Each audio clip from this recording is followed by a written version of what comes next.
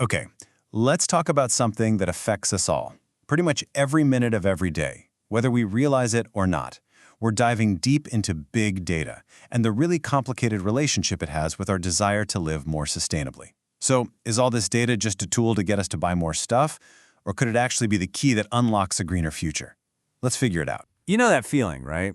You have the absolute best intentions. You think, today's the day I'm going to be more eco-friendly. But then, well, life happens. It's this super common problem, and it turns out it even has a name. Researchers actually call this the sustainability gap. It's that canyon between what we say we want and what we actually do.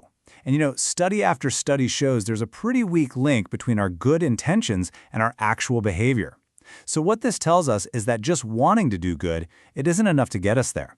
But what if technology could give us a push? To figure that out, we have to properly introduce the main character in this whole story: big data. You hear the term all the time, right? It's this powerful, almost invisible force that is constantly shaping the world around us. So what is it really? At its heart, big data is just what it sounds like. Absolutely massive, unbelievably complex piles of data. So big, in fact, that your normal computer software just can't handle it. But when you apply some serious analytics to it, you can cut through all that noise and find these incredible hidden gems, patterns, trends, and connections, especially about how we humans behave. To really get a grip on it, it helps to think about the 4 V's. First up, volume. We are talking a staggering amount of data. Then, velocity, the insane speed it's all being created, like right now. Next is variety, because it comes in all forms, right? Text, photos, sensor data, you name it. And finally, veracity. How accurate is this data? Can we trust it?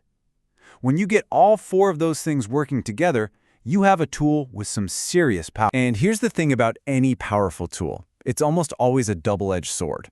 It can be used for completely opposite things. In this case, it can push us to consume more or empower us to live better. So let's start with that first side of the blade. Let's be honest, this is the side of big data we're all probably most familiar with, even if we don't always think about it. For a lot of businesses, the number 1 goal for all this data is, well, to get us to buy more things, more often. So how do they do it? Well, there are a few key moves. There's hyper-personalization, when an ad pops up for something you were just thinking about. Yeah, that's it. They use dynamic pricing to make you feel like you have to buy now. And those recommendation engines that just keep showing you one more thing you might like, they can be a huge driver for consumption. But wait a second. That's not the whole story. Not even close. Because here's the really interesting part. The exact same technology that's used to sell us stuff can be flipped around and used by us to make smarter choices and even hold those same companies accountable. Suddenly, all that data gives us power. We can start to see into a company's supply chain and demand greener options. That kind of transparency forces businesses to be better. It makes finding an eco-friendly hotel or a product with a good sustainability rating super easy. And think about the sharing economy. Things like bike shares or car shares. They're built entirely on data, and they help us use our resources way more efficiently. Okay, so we've got this tension, right? Data pushing us to buy and data helping us be green. The key to tipping the scales in the right direction might just be a concept from behavioral science that is a perfect match for big data. It's called the nudge. This is the classic definition from the guys who came up with the whole idea, Richard Thaler and Cass Sunstein. A nudge isn't some heavy-handed rule or a new tax. It's much more subtle. It's just a gentle push. It's about setting things up so that the better choice is also the easiest choice. And this is where it all clicks together. Big data is the ultimate engine for creating these nudges for millions of people, all in real time. It can take that big, kind of vague goal of being sustainable and chop it up into tiny, simple, doable actions that make the green choice the path of least resistance. Let's look at some real-life examples, because this is already happening. In energy, a smart meter gives you instant feedback on how much power you're using. That little nudge makes you more likely to turn off the lights. In travel, data from our phones makes things like gamified bike sharing possible, nudging us to pick 2 wheels instead of 4. It even works in health.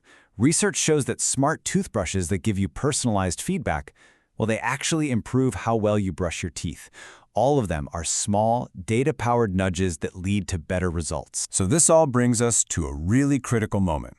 We have the tech, we're starting to understand the psychology. The kind of future we get, one shaped by big data, isn't just going to happen to us. It's something we're going to have to actively choose. And if you look at where the research is right now, it's pretty interesting. For a long time, most of it was focused on the tech itself, the platforms, the operations.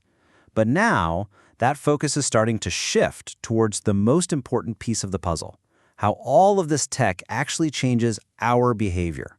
That's the new, exciting frontier. And exploring that frontier means we have to start asking some really deep and important questions about what we do next. Like, for starters, how can we use these incredibly powerful tools not just to sell us new things, but to help us stop doing the unsustainable things we're already doing? And on the flip side, how do we use that same data to help us build brand new, positive habits from scratch, so that making the sustainable choice becomes our automatic default setting? So in the end, it all boils down to this.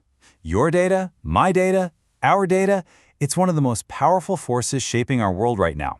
It can be used as a tool for endless consumption or as a tool for real conservation. And that leaves us with the biggest question of all. Who gets to decide? Is it just the people who collect it? Or do we all have a say in how this incredible power is used to build our future? That's definitely something worth thinking about. Thanks for tuning in.